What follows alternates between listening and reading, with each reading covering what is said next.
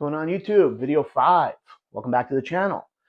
Don't forget to like, comment, subscribe. We're giving away a Destin Rivals booster box and 2 Surging Sparks bundles at 1,000 subscribers because we want to monetize.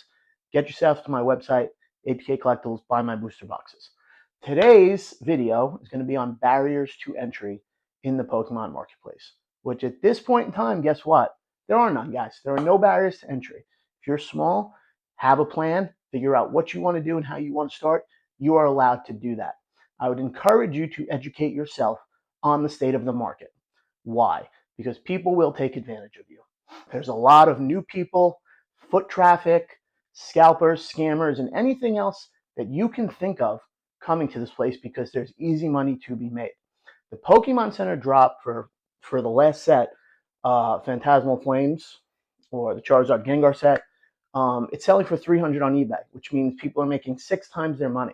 And when that's continuing, it's not going to stop until there's product on the shelves. And with no product on the shelves, every new set is continue to be sold at a higher price. There's nothing we can do about it. So as a new person in Pokemon, your barrier to entry is 0. You can go to the store if you can get product and be a collector, a player, an investor, or start a business, which this is for, right? If you want to start a business, you can do what everybody else is doing. You can go to Whatnot and rip packs and sell them for $2 to $3 premiums, or you can put them in your closet as an investor. Those are options you have. Again, I would inform you to educate yourself. It took me a year to 2 years to figure out the Pokemon life cycles, how sets came out, how cards worked, how the game worked. I don't play the game anymore. I only collect the cards I want, and I only collect sealed product. That's how I collect, and I collect PSA 10s. That's how I collect, because when I move off things, I want to be able to move them fast, and that is my plan. Okay? High cost is probably going to be the biggest concern for you guys. The last 6 years, most of the booster boxes I've purchased has been anywhere from $120 to $80. Right now, they're starting at $250. People are wiping out shelves. You have all that going on.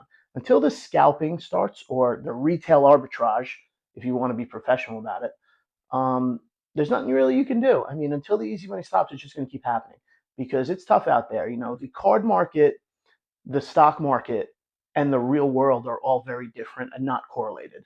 The stock market is owned by 10% of people own 80, 90% of stocks, right? 80 to 90% of people lose money in the stock market. And the same is true in Pokemon, no matter what anyone says. Because when the market crashes, you have to be able to not use that money. The way you combat that is by only investing or collecting in money you can't afford to lose. Because if the stock goes down or the market goes down, you don't want to have to panic sell because you need the money. The money is gone. You bought a product. It goes to 0. You're still okay. So a lot of people don't do that. When something goes wrong in life, they're not prepared.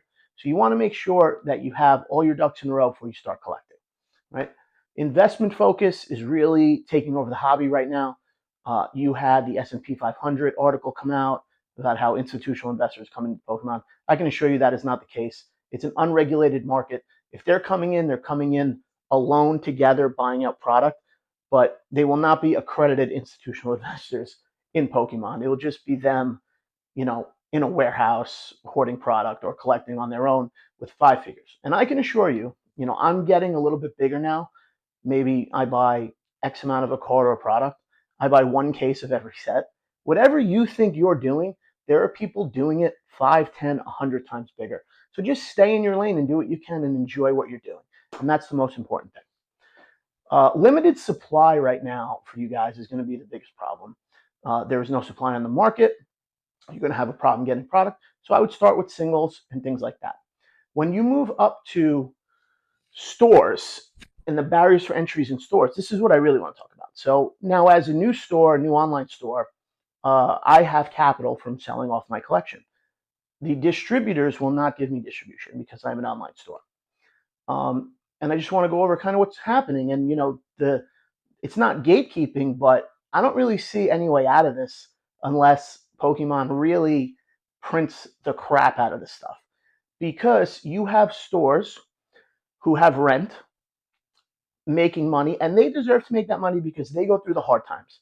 But you have online stores. We won't say them by name because, they've earned it, whoever they are, with no overhead. They have much less overhead. So let's say they get 250 boxes, $25,000 cost. If they buy the boxes for 250 and they're 100 each, that's $25,000. If they sell them for MSRP, which is 160 a box, math, I should have wrote this down. You're looking at 40,000, right? So a $15,000 profit. Now in today's market, that same 250 boxes is going for 250 at release. So they can choose to sell them all, and they're going to bring home $62,500, right? Which is $22,500 more. And if they don't have overhead, they can immediately take that money, go to distribution, buy up all the stuff, and use more spend to get more product. And previously, what we've had is distribution get backed up because nobody wanted the product. So you have these people that they're going to go to, and they're going to buy all the product. So the barrier to entry to get distribution is a store.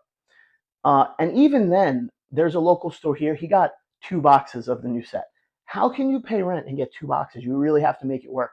It's not something I'm willing to do. I'm not going to use my 2 to 3 year balance sheet that I can afford a store with no distribution, no product. I'm going to wait it out, and I'm going to see what happens, and I'm going to give it a good run. And I'm going to keep trying to sell, and I'm going to keep trying to move up. And I'm going to do it slowly. I'm going to do it at my pace because that's how we're going to do it. I don't support Whatnot. I won't be on Whatnot. I don't like that they do not hold people accountable. And I will make a video on that.